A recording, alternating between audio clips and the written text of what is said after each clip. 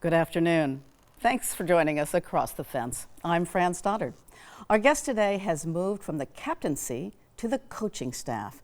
Instead of scoring goals, she's now supporting her team from the sidelines.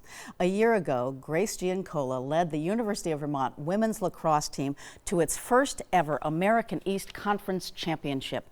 UVM knocked off #1 seed Albany to advance to the NCAA tournament, and Giancola was named the championship's most outstanding player.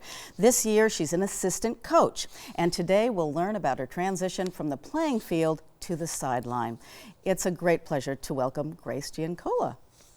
Thank you so much for having me. It's great to have you with us. And so first of all, how and when did you become involved in lacrosse? Yeah, so I started kind of a little bit later than most people. I'd only started going sort of into my 8th grade year. My brother had played first for kind of his younger years, and I was always really into soccer, so that was kind of my thing. And he was like, well, why don't you just try playing? So I did, got into it that way, and then had some success in high school, wanted to keep going into college, got recruited, and that's kind of it. That's kind of the rest of it's history. All right, you let go of soccer and went with lacrosse. Pretty awesome. And this is in Canton, Connecticut, right? Yep. Yeah, kind of small town, more on like the Mass border side of things. Cool. So, and then why did you choose to attend the University of Vermont? Yeah, I think I was kind of young when I got recruited. They have new rules now where you sort of can't talk to any coaches until your junior year. I was recruited fall of my sophomore year, so I was about 15. Wow. Yeah, so I think I was maybe a little young to really make an educated guess. I loved where I went. I got very lucky and loved everything about my experience here.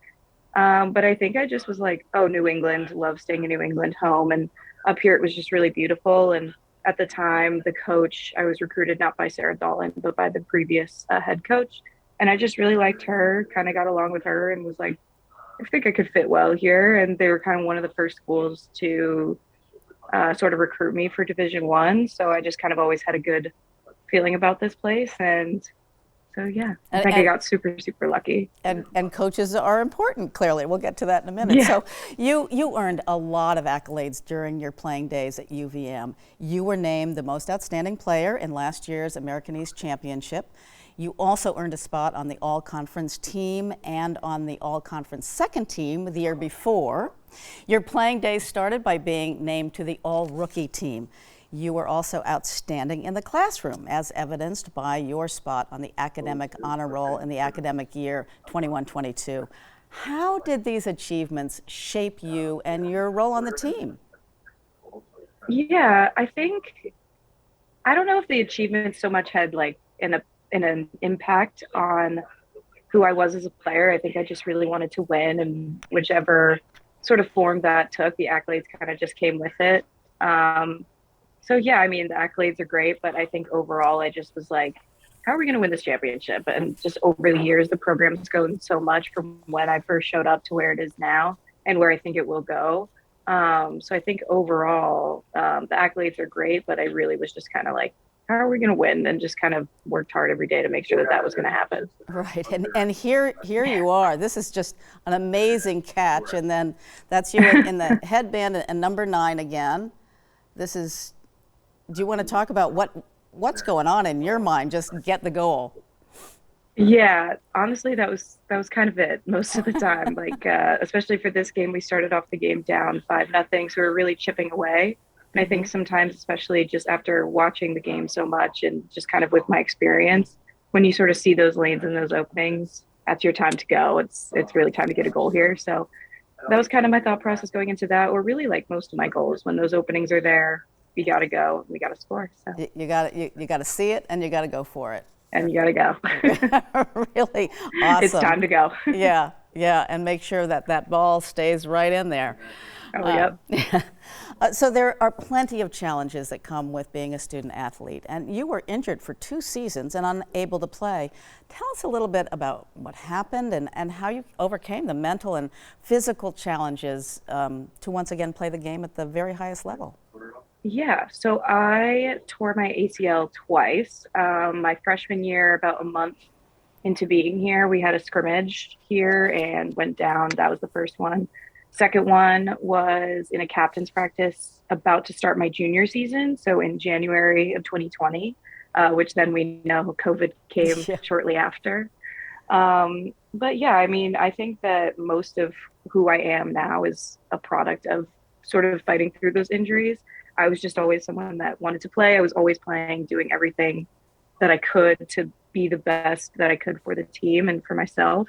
So when, that kind of gets stripped away from you, you're kind of forced to like look inward and sort of figure out like what's my new role now. And it's a really hard task. Like there's girls or guys here now that, you see in the training room just kind of just grinding it out and trying to figure out how to get over this injury. And it really kind of has shaped me for who I am because I was sort of forced to look at myself in a whole new light rather than just someone who was always on the field. And figuring out sort of that new role for myself has been something that I'm very proud of. And I think that has led me to be in this coaching position. Because the other thing is, you can show up every day and sort of sulk and be sad. And you're allowed to have bad days. They come obviously in waves. But I think the other thing that happened was that I was just really into watching everything and learning and still listening to my coaches at the time. And I think it just kind of helped me build sort of my lax IQ. And it came into when I could be back on the field, like making smarter decisions. I think after the second injury, it was a little harder to sort of jump back in because then COVID happened and it was really harder to recover and everything, and definitely a little bit more painful, I think. But I think overall, like once I got to my 5th year and was just kind of like, well, this is it. This is the last go around. It was much easier to sort of just have nothing to lose and just go all out. But it's definitely terrifying. Yeah, I bet. But indeed, you worked through your injuries and you were twice named captain. So what qualities do you think make for an effective team captain that you brought to the fore after having these injuries? I think I am definitely someone who's very competitive. I'm definitely someone who's very much just like, whatever we got to do to win, that's what we have to do.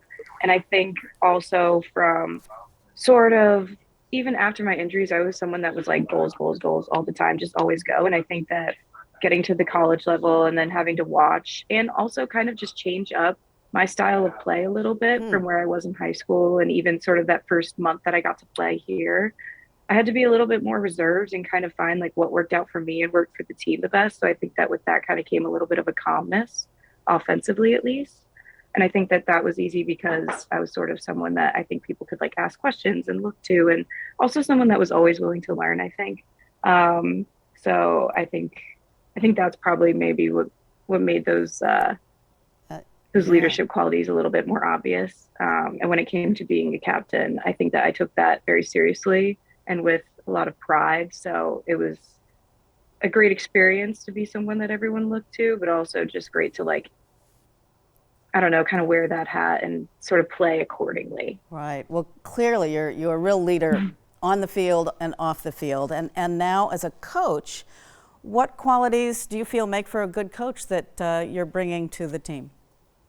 Yeah, I think that both of our coaches now, Sarah Dalton and Jess Drummond, I think that they have this sort of great ability to sort of inspire hard work and commitment from the girls. I always felt that playing for them.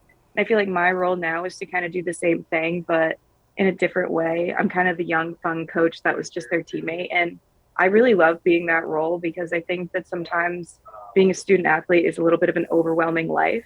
And I think when we get to go outside to practice or the girls want to do extra work or have film with me, like I like to be that person that can take the edge off a little bit, but still like getting good work in and getting good reps in. So I think that for me, being someone who's really relatable and understanding of sort of the things they have to do in their everyday, but also still like kind of demanding that hard work and respect from them is something that I think I'm working towards and have been able to do thus far. So. Terrific. And just to go back a little bit, Grace, after graduation, did you think that coaching was where you were going to go, or did you have other options? What were you thinking Yeah, about then? so I kind of always loved the idea of being a coach, but I didn't really know how that process worked. And at least for me and my family, that family plan was ending pretty shortly after college. So it was kind of like you gotta go get a job, And I just kind of always thought, oh, you volunteer or you do a grad assistant somewhere, but I didn't really know how the process worked. So I found a job in sales down in Florida, where my parents live now. They made the move once Mm. my brother went off to college. Lived with them, saved money, worked there for a few months. And then Dalt reached out and asked me how I felt about it. And I was like, of course I've thought about it, but you want me to coach? Um, and I kind of reached out and leaned on sort of my friends and family, and also Sarah Dalton, Jess Drummond, and Casey Pearsall, who I had played under and who has left us now, whose position I filled, sort of for their advice and their take on it. And I think now being here, I can't even believe I was contemplating it. Why it wasn't a 100% yes right away is still crazy to me, but we're And still here. So yeah, and so it's working out being a coach, not a player, but being on the coaching team with people that coached you. yeah, Um, is that just working out beautifully, or is it hard to find your own voice? Is it working out great? no, I think that Dalton and Drummond are really kind of respectful of what I have to say. And I also think that I kind of do a pretty decent job of knowing like this is still my first year coaching. I have so much to learn. And I think they're really amazing people to learn from. I always, looked up to them and respected them so much. So now being able to work with them is really just such an honor for me. And I don't know, I think we have a good time together. Great. So I love coming to work every day. So And I think that Grace, they're a big part of that. we're out of time. Just a quick goals for the team this year. Winning. Championship, always great. Kind of an obvious answer, but I think also offensively, I think we need this younger group to sort of find their groove and their swagger a little bit. I think coming off of a championship, it's really hard to find a new identity and something new for a new team. So I think this year I want to see them kind of step up into their new roles and really kind of just find their groove and see how Great. good they are, because we have such a talented group. Grace Giancola, thank you so much for being with us today, and good luck to you and your team. Thank you so much. For more information about women's lacrosse team and other UVM team stuff, you can check your website listed on your screen, www.uvmathletics.com. You can find team schedules, watch game highlights, and purchase tickets. And that's our show for today. Thank you so much for joining us across the fence. I'm Fran Stoddard. Stay well.